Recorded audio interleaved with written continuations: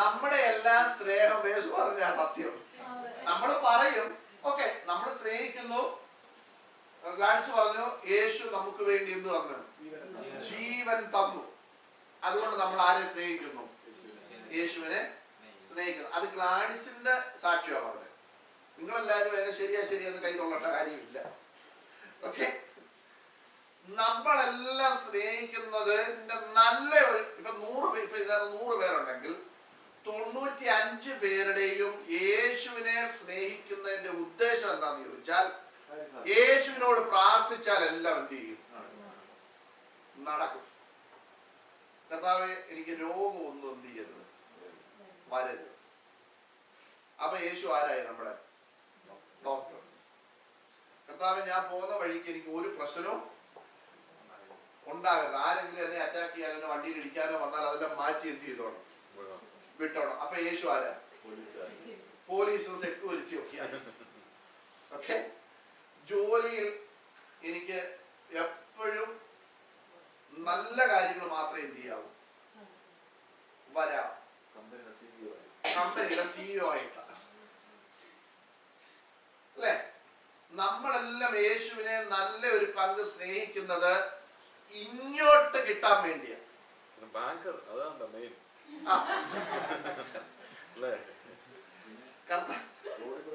എല്ലാ ബാങ്കിന്റെ നമ്മൾ എങ്ങനെയൊക്കെ വണ്ടി ഓടിച്ചാലും ഉറങ്ങി വണ്ടി ഓടിച്ചാലും കുഴപ്പമൊന്നും നമുക്ക് എത്തിക്കരുത്, വരരുത്. അപ്പൊ നമ്മൾ യേശുവിനെ സ്നേഹിക്കുന്നത് ഇതിനു വേണ്ടിയാണ്. നമ്മുടെ പ്രാർത്ഥന നിങ്ങളൊന്ന് എടുത്തേ. നമ്മുടെ യേശു പഠിപ്പിച്ച ഒരു പ്രാർത്ഥനയുണ്ട് അല്ലെ? അറിയോ? അങ്ങനെ അറിയോ യേശു പഠിപ്പിച്ച പ്രാർത്ഥന?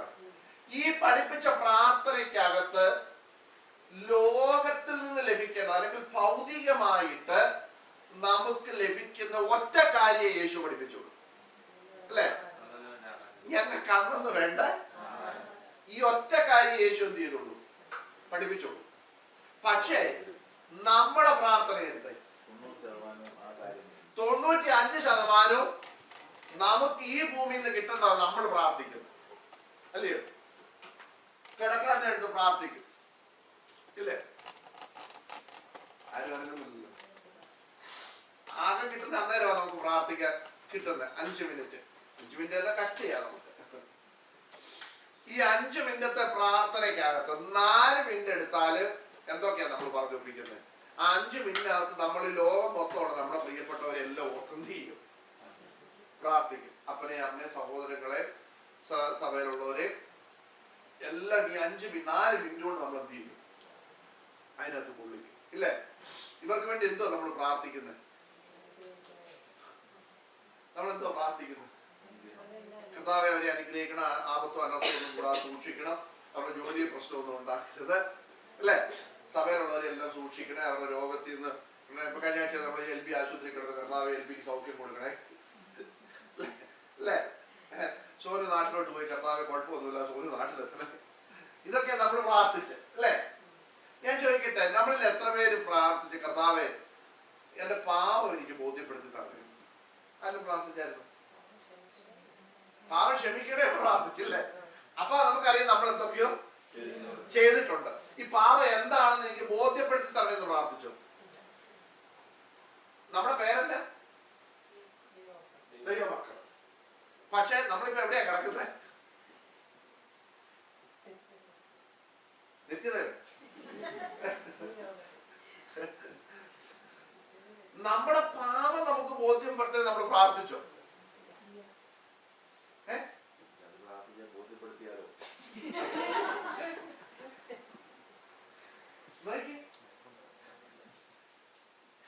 നമ്മൾ കർത്താവെ നിത്യത എനിക്ക് നഷ്ടമായി പോകല്ലേ എന്ന് എത്ര വലിയ ആഴ്ച പ്രാർത്ഥിച്ചു.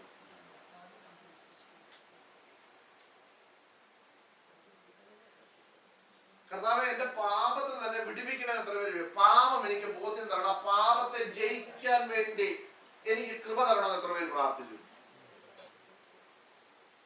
നമ്മൾ പ്രാർത്ഥിക്കാറില്ല. ചുരുക്കം ചിലരെ എന്ത് ചെയ്യത്തുള്ളൂ, പ്രാർത്ഥിക്കത്തുള്ളൂ. നമുക്ക് ഭൗതിക വിഷയം നമ്മുടെ മേളിൽ കിടക്കുക. അതാ പറഞ്ഞ ജഡത്തിൽ നിന്ന് ജനിച്ചതല്ല എന്ന് പറഞ്ഞ അവന്റെ ചിന്ത എന്താ? ജഡത്തെ കുറിച്ചാ. അപ്പൊ ഞാൻ ചോദിക്കട്ടെ, ചോദിക്കട്ടെ, നമ്മൾ ഇതുവരെ ഈ ജഡത്തിൽ നിന്ന് രക്ഷപ്പെട്ടോ? നമ്മൾ ദൈവമക്കളായോ? ഇതാ ഞാൻ ആദ്യം പറഞ്ഞ കൈ പൊക്കിയൊരാരും കൈ താക്കരുത്. നമ്മൾ ദൈവമക്കളായോ? ആയോ മോനെ? പക്ഷെ എവിടെയാ കിടക്കുന്നത്? ഞാൻ പറഞ്ഞത് നമ്മുടെ ആഗ്രഹം മൊത്തം ഇപ്പൊ എവിടാ? ജഡത്തിലാ. ജഡം എന്ന് പറഞ്ഞാൽ നമ്മുടെ ഇതിനു വേണ്ടിയുള്ളതല്ലേ നമ്മുടെ ആഗ്രഹം മൊത്തം. ഇത് ഇവിടെ നിന്ന് വിട്ട് അങ്ങോട്ട് പോകാൻ, കർത്താവേ ആ നിത്യതയിൽ എത്തണേ, ഈ പാപത്തെ എനിക്ക് ജയിക്കണം. പാപം എന്റെ ജീവിതത്തിൽ വന്നിട്ടുണ്ട്, അതിനെ എനിക്ക് ബോധ്യപ്പെടുത്തി തരണം, അതിനെ എനിക്ക് ഏറ്റു പറയണം. ഇപ്പൊ ബേസുമാർ പറഞ്ഞു, നമ്മൾ പ്രാർത്ഥിച്ചാൽ അത് ബോധ്യപ്പെടുത്തിയാൽ പിന്നെ എന്ത് ചെയ്യണം? അത് കളഞ്ഞേ പറ്റത്തുള്ളൂ. അതുകൊണ്ട് നമ്മൾ എന്ത് ചെയ്യുക? അത് അവിടെ ഇരിക്കട്ടെ. അപ്പൊ അത് അവിടെ ഇരിക്കുന്നിടത്തോളം കാലം നമ്മൾ എവിടെ കിടക്കുക? നമ്മുടെ മേളിൽ ആര് നിൽക്കുന്ന? ഇപ്പം പാപവും ജഡവും നിൽക്കുന്നത്. മക്കളെ വിഷമിക്കൊന്നും വേണ്ട, ഞാനിത് പറയുന്നുള്ളൂ കേട്ടോ. പേടിയൊന്നും വേണ്ട, ഇതെല്ലാം സൊല്യൂഷൻ ഉണ്ട്. നോക്കി, അതുകൊണ്ടാ പൗലോസ് റോമാലേഖനത്തിൽ പറഞ്ഞത്, ആകയാൽ പാപം നിങ്ങളുടെ മർത്യശരീരം. റോമാലേഖനം 6-ാം അധ്യായം 12-ാം വാക്യം. ഞാൻ ഓരോന്നിനും വാക്യം എടുത്ത് ഞാൻ കാണിച്ചു ഞാൻ പറയുന്നതാ. 6:12 തോന്നുന്നത്. യെസ്, 12 കേട്ടോ. ആകയാൽ പാപം നിങ്ങളുടെ മർത്യശരീരത്തിൽ അതിന്റെ മോഹങ്ങളെ അനുസരിക്കുമാർ ഇനി എന്ത് ചെയ്യരുത്? റൂൾ ചെയ്യരുത്. കണ്ടോ? നിങ്ങളുടെ മർത്യശരീരത്തിൽ. എന്താ മർത്യശരീരം എന്ന് പറഞ്ഞാൽ? മോർട്ടൽ ബോഡി എന്ന് പറഞ്ഞാൽ നശിച്ചു പോകുന്ന. ഇത് കൊണ്ട് കുഴിക്കകത്ത് വെച്ചാൽ എത്ര നല്ല പെട്ടിക്കകത്താണെങ്കിലും കുഴിക്കകത്ത് വെച്ച് 4-ാം ദിവസം ഇത് എന്ത് ചെയ്യും? പോക്കാം. പിന്നെ ചെന്നെടുത്താൽ ഇങ്ങനെ കയ്യിൽ ഇങ്ങനെ വാരി എടുക്കാം ഈ സാധനം. നമ്മൾ ഇന്ന് സ്പ്രേ ഒക്കെ അടിച്ച് ക്രീമൊക്കെ പുരട്ടി അതിന്റെ പുറത്ത് കളർ പുരട്ടി അതിന്റെ പുറത്ത് ചുമന്നത് പുരട്ടി ഒക്കെ കൊണ്ട് നടക്കുന്ന ഈ സാധനം നമ്മള് മരിച്ച് 3-ാം ദിവസം എന്ത് ചെയ്യും? 3 ദിവസം കഴിയുമ്പോഴത്തേക്ക് ഇത് എന്ത് ചെയ്യാൻ തുടങ്ങും? ഞാൻ ഇവിടെ പറയുന്നില്ല, ചവനപ്രാശം പോലെ ഇരിക്കുന്നത് വാരി എടുക്കാൻ പറ്റും. ഇങ്ങനെ വാരി ഇങ്ങനെ വലിച്ചു വെക്കും. മനസ്സിലായോ? നോക്കി, ഇവിടെ പറയുകയാണ്, ആകയാൽ പാപം നിങ്ങളുടെ മർത്യശരീരത്തിൽ. നോക്കി, അപ്പൊ ശരീരത്തിന് എന്തുണ്ട്? ദൈവസന്നിധിയിൽ പ്രത്യേകതയുണ്ട്. മനസ്സിലായോ? കഴിഞ്ഞ ദിവസം ഞാനൊരു പ്രസംഗം കേട്ടു. ഞാൻ അതുകൊണ്ടാണ് ഒരു പ്രസംഗം കേട്ടപ്പോ അദ്ദേഹം പറയുക, നിങ്ങൾ ഈ ശരീരത്തിൽ ചെയ്യുന്നതൊക്കെ ഇവിടെ എന്ത് ചെയ്തു പൊയ്ക്കോളൂ. അതുകൊണ്ട് കുഴപ്പമൊന്നുമില്ല. ഞാൻ അന്തം വിട്ടുപോയത് കേട്ടിട്ട്. ശരീരം കൊണ്ട് എന്ത് ചെയ്താലും പ്രശ്നമൊന്നുമില്ലെന്ന്, എന്ത് വേണേലും നിങ്ങൾക്ക് ഇവിടെ ചെയ്യാം. ശ്രദ്ധിച്ചോണം. ഇവിടെ എന്നാ പറഞ്ഞേക്കുന്നത്? പാപം നിങ്ങളുടെ മർത്യശരീരത്തിൽ. അപ്പൊ ശരീരത്തിന് ദൈവസന്നിധിയിൽ എന്തുണ്ട്? മനസ്സിലായി? പ്രാധാന്യമുണ്ട്.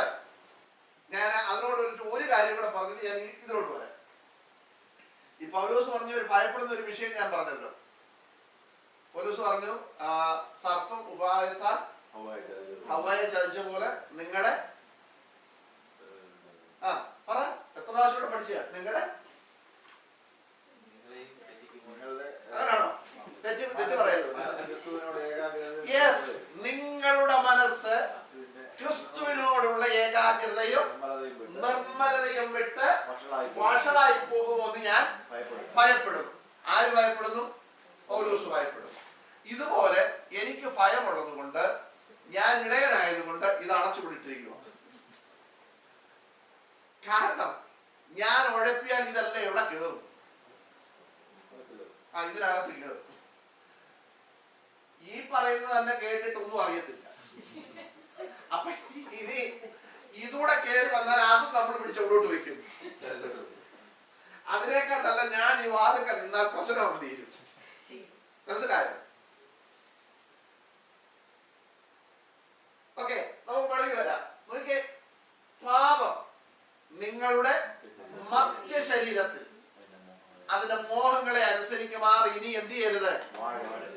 വാഴരുത്. അപ്പൊ ഇനി അടുത്ത് നമ്മൾ പറഞ്ഞെടുത്തോട്ട് പോകാം. അടുത്ത അതിന് മുമ്പ് എന്തായിരുന്നു ഞാൻ പറഞ്ഞ വാക്യം? അതിന് മുമ്പ് ഞാൻ പറഞ്ഞു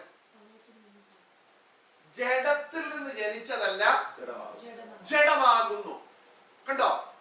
അപ്പൊ ഈ ജഡത്തിൽ നിന്ന് ജനിച്ച് നാം ദൈവത്തിൽ നിന്ന് ജനിക്കുന്നത് വരെ നമ്മുടെ ചിന്ത എല്ലാം എന്തിനുള്ളതാ? ഞാൻ പറയുന്നത് മനസ്സിലാകുന്നുണ്ടോ? എന്തിനുള്ളതാ? ഈ ജഡത്തിന് വേണ്ടിയുള്ളത് നമ്മൾ ചിന്തിക്കുന്നത്. നമുക്കിപ്പോഴും ജഡത്തിന്റെ ചിന്ത പോയിട്ടില്ലെങ്കിൽ നമ്മൾ ദൈവമക്കളാന്നൊക്കെ പറഞ്ഞു അല്ലേ?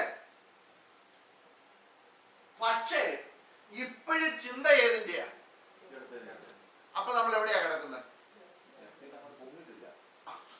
അല്ല, എന്നാലും സമ്മതിക്കുക അതിന്റെ അടുത്തിലാ കിടക്കുന്നത്.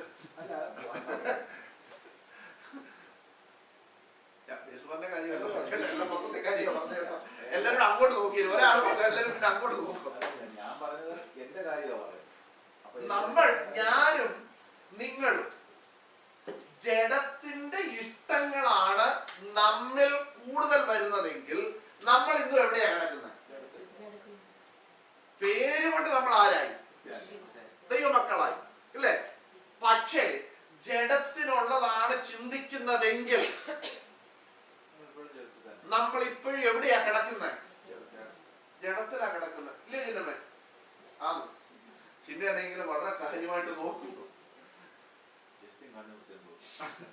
അങ്ങനൊന്നും പേടിക്കും.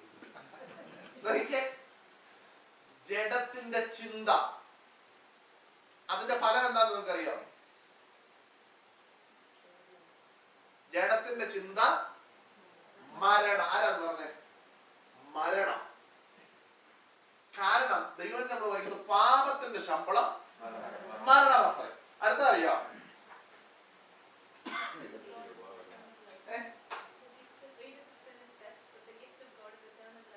എറ്റേണൽ ലൈഫ്, ദൈവത്തിന്റെ കൃപാവരമോ നിത്യജീവൻ തന്നെ. എനിക്കൊന്ന് എബ്രായ ലേഖനത്തിൽ ആ വാക്യം കിടക്കുന്നത് തോന്നുന്നു. റോമാലേഖനത്തിൽ പാപത്തിന്റെ ശമ്പളം ഏതാണ്ട് ഒരു താഴെ ഭാഗത്താണ് കിടക്കുന്നത്. നിത്യജീവൻ തന്നെ. അപ്പൊ നോക്കിക്കേ, പാപത്തിന്റെ ശമ്പളം മരണം, ദൈവത്തിന്റെ കൃപാവരമോ നമ്മുടെ കർത്താവായ യേശു ക്രിസ്തുവിൽ നിത്യജീവൻ തന്നെ. കണ്ടോ? അപ്പം നിത്യജീവൻ നമ്മൾ പ്രാപിക്കണം, ദൈവരാജ്യത്തിൽ നമ്മൾ കടക്കണം. അപ്പൊ ജഡത്തിലാണ് നമ്മൾ കിടക്കുന്നതെങ്കിൽ ഇന്നും നമ്മൾ ആ വാക്യം ഒന്നുകൂടെ വായിക്കാൻ നമ്മള് വായിച്ചല്ലോ. പിന്നെ യോഹന്നാന്റെ സുവിശേഷം 3-ാം അധ്യായം 6-ാം വാക്യം, ജഡത്താൽ ജനിച്ചത് ജഡമാകുന്നു, ആത്മാവിനാൽ ജനിച്ചത് ആത്മാവാകുന്നു. അടുത്തത്, നിങ്ങൾ പുതുതായി ജനിക്കണമെന്ന് ഞാൻ നിന്നോട് പറയുകയാൽ നിങ്ങൾ ആശ്ചര്യപ്പെടരുത്. കർത്താവ് പറയുക, നിങ്ങൾ പുതുതായി ജനിക്കും. നോക്കണേ, ഈ നിക്കോദിമോസിനോട് ഇത് പറയുന്നത്. നിക്കോദിമോസിനോട് പറഞ്ഞപ്പോ നിക്കോദിമോസ് ഇങ്ങനെ, എന്റെ ഒരു ഭാഷ പറയുന്നത്, വാ വിളിച്ച് നിൽക്കുവോ, കർത്താവ് എന്തു ഈ പറയുന്നത്? അതാ കർത്താവ് പറഞ്ഞത്, നിങ്ങൾ എന്ത് ചെയ്യരുത്? ആശ്ചര്യപ്പെടരുത്. അങ്ങനല്ലേ ഇംഗ്ലീഷ് ഇട്ട് കേട്ടോ?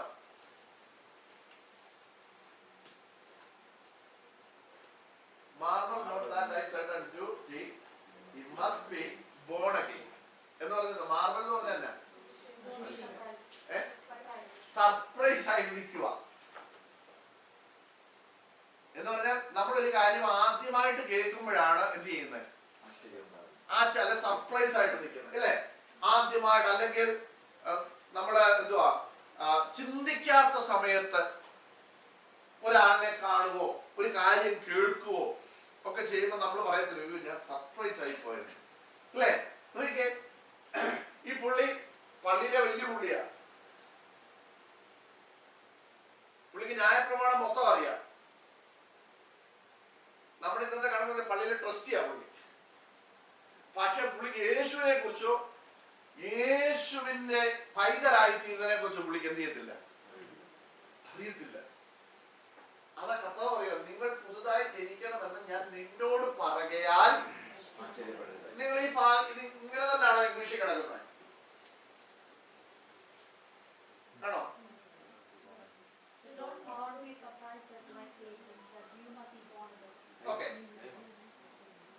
വാക്യത്തിന്റെ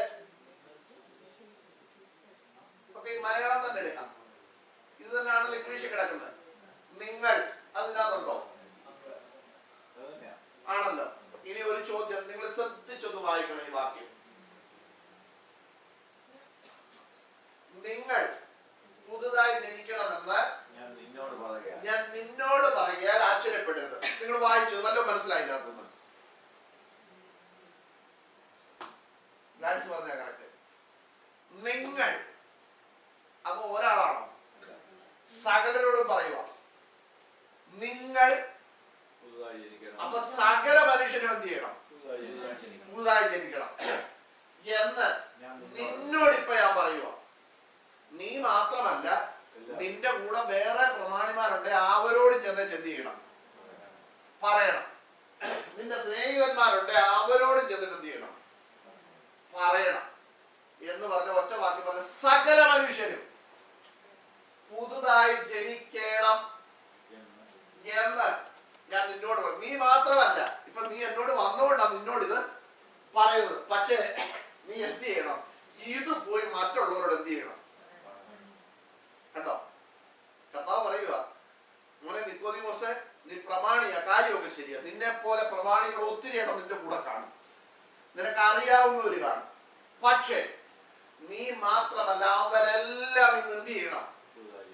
പുതുതായി ജനിക്കണം. കണ്ടോ? അപ്പൊ സകല മനുഷ്യനും പുതുതായി ജനിക്കണമെന്ന് ആരാഗ്രഹിക്കുന്നുണ്ട്? കർത്താവ് ആഗ്രഹിക്കുന്നു. ഇത് പെന്തിക്കോസിന്റെ ഉപദേശമല്ല. അതുകൊണ്ടാണ് ഞാൻ വാക്യം എടുത്ത് കാണിക്കുന്നത്. ഇത് കർത്താവ് നേരിട്ട് പറയുക. മനസ്സിലായോ? അപ്പൊ പുതുതായി ജനിക്കണം. ഇനി നമുക്ക് യോഹന്നാന്റെ സുവിശേഷം 5-ാം അധ്യായത്തിലേക്ക് വരാം. ക്ഷമിക്കണം, 1 യോഹന്നാൻ, ഫസ്റ്റ് ജോൺ. ബോൺ അഗൈൻ എന്ന് പറയുമ്പോൾ ബാപ്റ്റിസം ആണോ? നോ. ബാപ്റ്റിസം വേറെ. യേശുവിനെ രക്ഷകനായിട്ട് മനസ്സിലായോ? ബാപ്റ്റിസം വേറെ, അത് കഴിഞ്ഞു. മനസ്സിലായോ? ആദ്യം ദൈവവൈതലായി തീരുക എന്നുള്ളത്. അതായത് പഴയ മനുഷ്യൻ, നമ്മുടെ കൊരിന്ത്യലേഖനത്തിൽ വായിക്കുന്നില്ലേ, ഒരുവൻ ക്രിസ്തുവിലായ അവൻ പുതിയ സൃഷ്ടി, ന്യൂ ക്രിയേഷൻ നടക്കും അവിടെ. ക്രിയേഷൻ എന്ന് പറഞ്ഞാൽ എന്നാ? സൃഷ്ടി, പുതിയതായിട്ട് ജനിക്കുക അല്ലേ? അപ്പൊ ഒരിക്കൽ ജനിച്ചു. അതാ ഞാൻ പറഞ്ഞ 2 ജനനം ഉണ്ടെന്ന് ഞാൻ പറഞ്ഞതാ. നിങ്ങൾക്കൊക്കെ മനസ്സിലാവുന്നുണ്ടല്ലോ മക്കളെ? 2 ജനനം ഒരു മനുഷ്യന് ബൈബിൾ പറയുന്നു. ഒന്നാമത്തെ നമ്മൾ അപ്പനും അമ്മയിൽ നിന്നും, അതാണ് പുരുഷന്റെ ഇഷ്ടത്താൽ, ജഡത്തിന്റെ ഇഷ്ടത്താൽ, രക്തത്തിൽ നിന്ന്. അതുകൊണ്ടാണ് ചില പിള്ളേരെ കണ്ടാൽ അപ്പൻ നിൽക്കുന്ന പോലെ അവർ നിൽക്കും, അപ്പൻ ചിരിക്കുന്ന പോലെ. അപ്പൊ നമ്മൾ പറയത്തില്ലേ, ഇവന്റെ പപ്പ ചിരിക്കുന്ന പോലെ ഇവൻ ചിരിക്കും, പറയുന്നത് കേട്ടിട്ടില്ലേ? ചില പറയത്തില്ലേ, ഇവന്റെ അമ്മ നോക്കുന്ന പോലെ ഇവൻ നോക്കുന്നതെന്ന് പറയുന്നില്ല. അതിന്റെ കാര്യം അപ്പന്റെ അമ്മയുടെ രക്തത്തിൽ നിന്നാണ് നമ്മൾ എന്ത് ചെയ്തത്? ജനിച്ചത്. അങ്ങനെയാണെങ്കിൽ ദൈവത്തിൽ നിന്ന് ജനിച്ചാൽ നിന്റെ നോട്ടം ദൈവത്തിന്റെ നോട്ടം പോലെ ആണോ? മനസ്സിലായോ? ദൈവം ചിന്തിക്കുന്ന പോലെ നീ എന്ത് ചെയ്യണം? ചിന്തിക്കണം. ദൈവം ആഗ്രഹിക്കുന്നതേ നീ എന്ത് ചെയ്യാവൂ? ആഗ്രഹിക്കാവൂ. അപ്പൊ നമ്മൾ ആരുടെ മക്കള്? പറഞ്ഞ മനസ്സിലായോ? ജഡത്തിൽ നിന്ന് ജനിക്കുമ്പോൾ നമ്മൾ പറയുന്നു അവന്റെ നോട്ടം അപ്പന്റെ നോട്ടം പോലെ, അവൻ ഇരിക്കുന്നത് നടക്കുന്നത് എല്ലാം അപ്പൻ നടക്കുന്ന പോലെ എന്നൊക്കെ നമ്മൾ പറയും. അതെന്തുകൊണ്ടാ? ആ അപ്പന്റെ മോനായതുകൊണ്ടാ. അങ്ങനെ ആണെങ്കിൽ നമ്മുടെ അപ്പനായ ദൈവത്തിൽ നമ്മൾ ജനിക്കുമ്പോൾ നമ്മുടെ സ്വഭാവങ്ങൾക്ക് എന്ത് വരണം? മാറ്റം വരണം. ഇന്ന് ക്രിസ്ത്യാനികളിൽ നിന്ന് നമുക്ക് പേര് മാത്രമേ ഉള്ളൂ. അതുകൊണ്ടാണ് നമ്മളിങ്ങനെ ആയിപ്പോയത്. അപ്പന്റെ ഒരു സ്വഭാവവും നമുക്കില്ല. കർത്താവിന്റെ ഒരു സ്വഭാവവും നമ്മളിൽ ഇല്ല. പക്ഷെ നമ്മൾ ആരാ? നമ്മൾ ഇന്നും പറഞ്ഞു നടക്കുന്നത് എന്തുവാ? ഞാൻ ഉദാഹരണം നിങ്ങളോട് പറയാം. ഈ നമ്മുടെ കേരളത്തിലും ഇന്ത്യയിലൊക്കെ രാജഭരണമായിരുന്നു, അറിയാമായിരുന്നു? രാജഭരണമായിരുന്നു. നമ്മുടെ നാട്ടില് രാജകൊട്ടാരങ്ങളുണ്ട്, പാലസുകളുണ്ട്. അതിലൊരു പ്രധാനപ്പെട്ട പാലസാണ് അങ്ങ് തിരുവനന്തപുരത്ത്, അല്ല തിരുവിതാംകൂർ കൊട്ടാരം അങ്ങ് തിരുവനന്തപുരത്തുണ്ട്. അവിടുത്തെ ഇപ്പോഴത്തെ ഒരു രാജാവുണ്ട്. ആ രാജാവിന്റെ ഒരു മോനുണ്ട്, മിക്കവാറും യൂട്യൂബിലൊക്കെ പുള്ളി വരാറുണ്ട്, ആദിത്യവർമ്മ. ഇപ്പൊ പുള്ളിയായിട്ട് ജോലി ചെയ്യേണ്ടിയോ എന്തോ സംതിങ് ഇതാ, പേര് കൊണ്ട് പുള്ളി എന്താ രാജകുടുംബത്തില. പുള്ളി നാളെ പട്ടത്തെ കൊണ്ടൊരു വാളും ഒക്കെ ഇവിടെ വെച്ച് ഒരു പരിചയമൊക്കെ കൈ പിടിച്ചുകൊണ്ട് ഇറങ്ങിയിട്ട് എല്ലാവരെയും വെട്ടാൻ തുടങ്ങുക. എന്നാ പറ്റും? പുള്ളി ആളാരാ? രാജകുടുംബത്തിലെ ഇന്ന് താമസിക്കുന്ന, രാജകൊട്ടാരത്തിലാണ് താമസിക്കുന്നത്. ഇപ്പോഴത്തെ രാജാവ് ആദിത്യവർമ്മ. ചെയ്യാൻ പറ്റുമെന്ന് ഒന്നും ചെയ്യാൻ പറ്റില്ല. പദവി മാത്രമേ ഉള്ളൂ. ഞാൻ പറഞ്ഞത് മനസ്സിലായോ? നമുക്കും ഇന്ന് എന്തേ ഉള്ളൂ? പേരേ ഉള്ളൂ. നമ്മൾ ആരാ? ദൈവമക്കളാ നമ്മള്, അല്ലേ? ദൈവമക്കളാന്ന് പറഞ്ഞാ ഇരിക്കുന്നത്. ദൈവത്തിന് എന്തെങ്കിലും ഒരു സ്വഭാവം നമുക്കുണ്ടോ? ഇത് ക്രിസ്ത്യാനികൾ മൊത്തം എടുത്താണ്. ക്രിസ്തുവിന്റെ എന്തെങ്കിലും സ്വഭാവം നമ്മളിലുണ്ടോ? ഇല്ല. പേര് കൊണ്ട് നമ്മളെല്ലാം ആരായി? നമ്മുടെ SLC ബുക്കിനകത്ത്, നമ്മുടെ ഇവിടുത്തെ സർട്ടിഫിക്കറ്റിനകത്തെല്ലാം പേരെഴുതി ക്രിസ്ത്യൻ ക്രിസ്ത്യൻ ക്രിസ്ത്യൻ.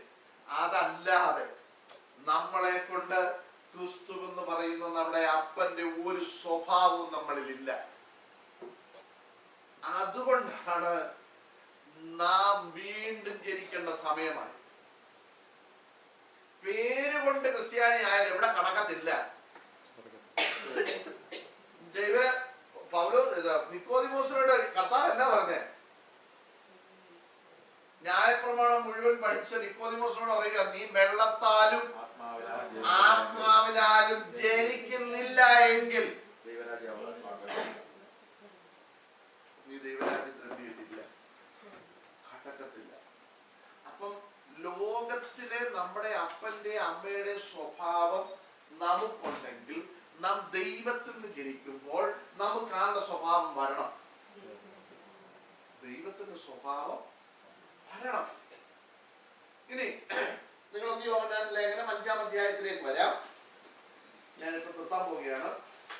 അവിടെ പറയുന്നത് ഇങ്ങനെയാണ്: യേശുവിനെ ക്രിസ്തു എന്ന് വിശ്വസിക്കുന്നവരെല്ലാം ദൈവത്തിൽ നിന്ന് ജനിച്ചിരിക്കുന്നു. ജനിപ്പിച്ചവനെ സ്നേഹിക്കുന്നവനെല്ലാം അവനിൽ നിന്ന് ജനിച്ചവനെയും സ്നേഹിക്കുന്നു. അപ്പൊ നോക്കിക്കേ, ഇതാണ് നമ്മൾ പറഞ്ഞുകൊണ്ടിരുന്നത്.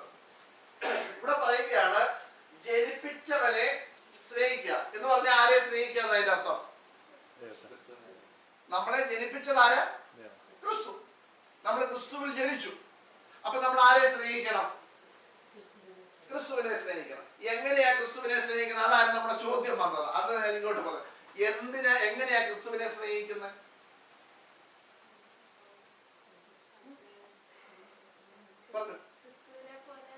ആകണം. ഓക്കെ. ക്രിസ്തുവിനെ സ്നേഹിക്കുക എന്ന് പറഞ്ഞാൽ ക്രിസ്തുവിനെ പോലെ ആകണം. ഓക്കെ. ഇനി ആർക്കൊരു ഉത്തരവുണ്ടോ?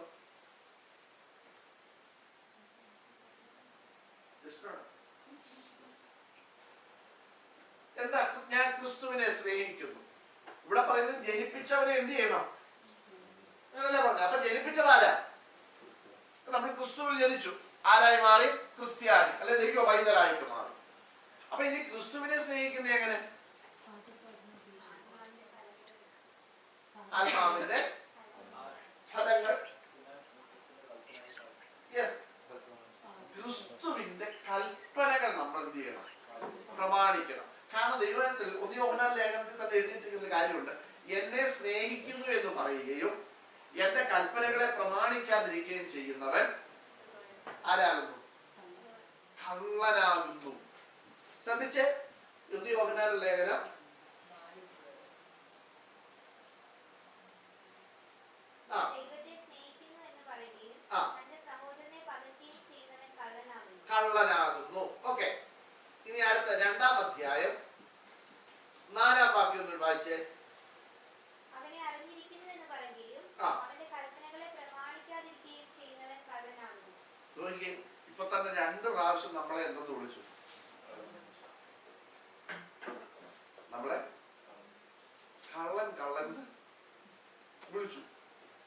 ഒന്നാമത് പറയാ, ഞാൻ യേശുവിനെ അറിഞ്ഞിരിക്കുന്നു. നിങ്ങളെ ആ വാക്യമുണ്ട്.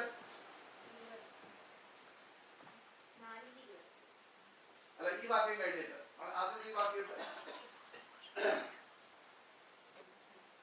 ഞാൻ യേശുവിനെ അറിഞ്ഞു, യേശുവിനെ അറിഞ്ഞിരിക്കുന്നു എന്ന് പറയുകയും യേശുവിന്റെ കൽപ്പനകളെ പ്രമാണിക്കാതിരിക്കുകയും ചെയ്താൽ നമ്മൾ ആരാണ്? കള്ളൻ. ഇനി അടുത്ത വാക്കിയിട്ട് 4:20 ഇട്ട്.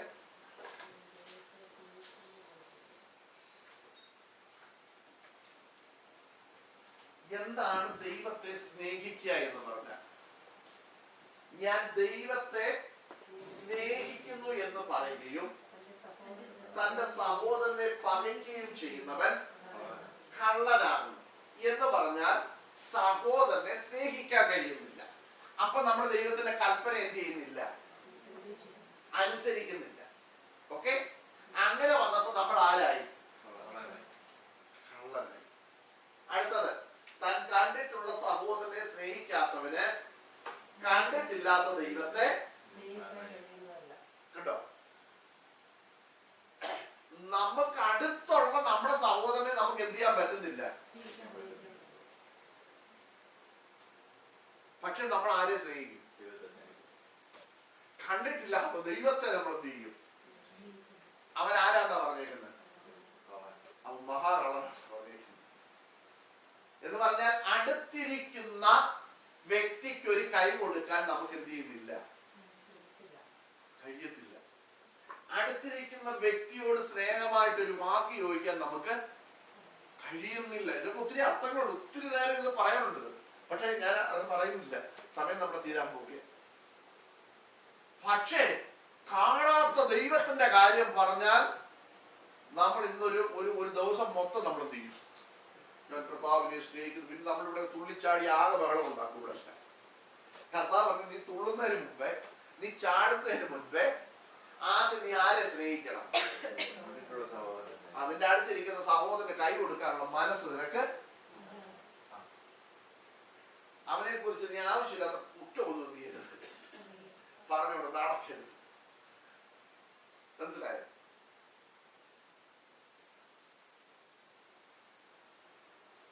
നീ അവന് ഗുണം ചെയ്തില്ലെങ്കിൽ അവനിട്ട് പാര വയ്ക്കരുത്. നോക്കിയേ, ഇവിടെ എന്താ കർത്താവ് പറഞ്ഞത്? ഞാൻ ദൈവത്തെ സ്നേഹിക്കുന്നു പറയുകയും തന്റെ സഹോദരനെ അതിനകത്ത് ഇംഗ്ലീഷ് കൊടുത്തേക്കുന്നത് ഹേറ്റ് അല്ലേ? പകയ്ക്കുക, ഇഷ്ടമല്ലാതിരിക്കുക. മനസ്സിലായോ? ഇഷ്ടമല്ലാത്തത് ആരെ ഇഷ്ടമല്ല? സഹോദരന് ഇഷ്ടമല്ല. അവൻ നോക്കുന്നത് ഇഷ്ടമല്ല, അവൻ സംസാരിക്കുന്നത് ഇഷ്ടമല്ല, അവൻ കാണുന്നത് ഇഷ്ടമല്ല. അവൻ എന്ത് ചെയ്താലും എന്താ കുറ്റം. ഇത് പറഞ്ഞേച്ച് നമ്മള് ഇങ്ങനെ കൈ അടിച്ച് സ്വോത്ര അല്ലേലിയ എന്നൊക്കെ പറഞ്ഞ് നമ്മളിപ്പോ ആരെ സ്നേഹിക്കുക? പിന്നെ കർത്താവ് പറഞ്ഞ ആ പരിപാടി ഒന്ന് എന്റെ അടുക്ക. കർത്താവ് പറഞ്ഞ കർത്താവ് ആ പരിപാടി ഒന്ന് എന്റെ അടുക്ക. നീ എന്ത് ചെയ്യണ്ട, കാണിക്കണ്ട. ഇതൊക്കെ ഞാൻ ഒത്തിരി കണ്ടതാണ്. നീ ആദ്യം എന്ത് ചെയ്യും?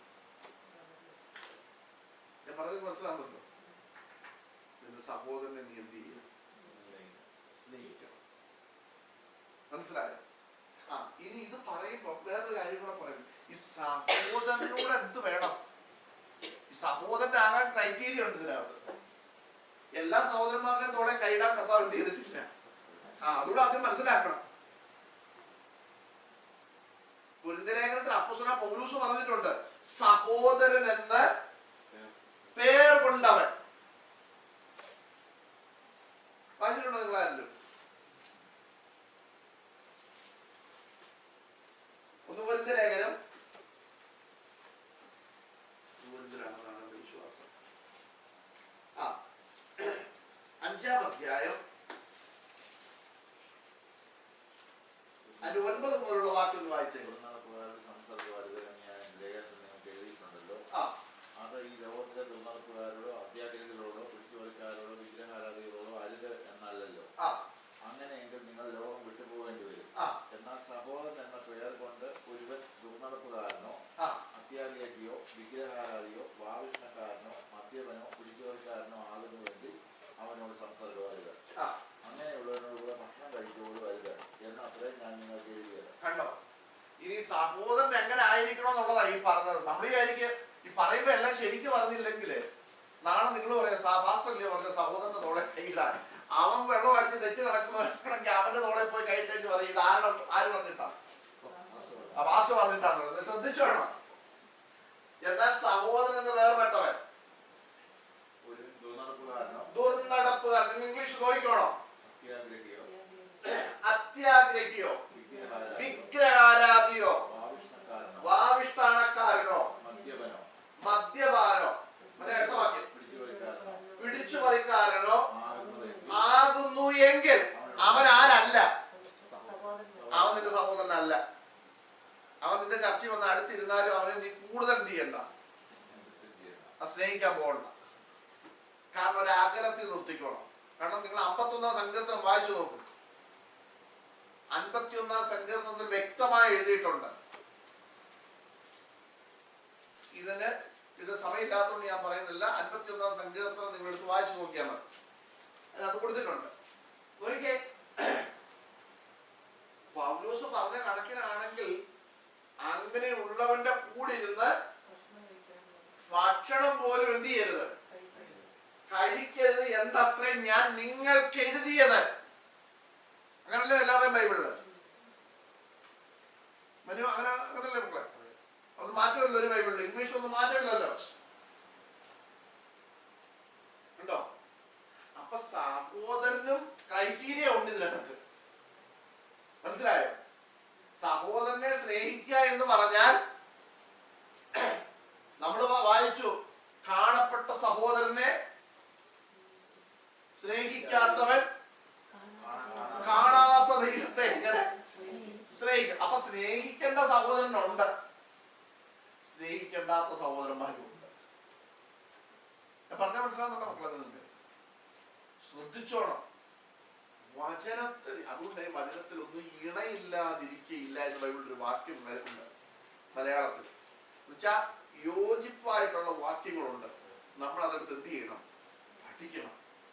ഓക്കെ, കർത്താവ് നിങ്ങളെ അനുഗ്രഹിക്കട്ടെ. ഇന്ന് പഠിപ്പിച്ച കാര്യങ്ങൾ നിങ്ങൾ മറന്നു പോകരുത്. ഇതിന്റെ ബാക്കി കാര്യങ്ങൾ നമ്മൾ അടുത്ത ആഴ്ച പഠിക്കുന്നതായിരിക്കും. കർത്താവ് നിങ്ങളെ എല്ലാവരെയും അനുഗ്രഹിക്കട്ടെ. നിങ്ങൾക്ക് ആർക്കും സംശയമൊന്നുമില്ലല്ലോ? ഓക്കെ, കർത്താവ് നിങ്ങൾ എല്ലാവരെയും അനുഗ്രഹിക്കട്ടെ. നമുക്ക് എല്ലാവർക്കും ദൈവസന്നിധിയിൽ നിൽക്കാൻ നമുക്ക് ഒരു പാട്ട് പാടി അതിന്റെ സ്വകാഴ്ച എടുക്കുകയും ചെയ്യുന്നതായിരിക്കും.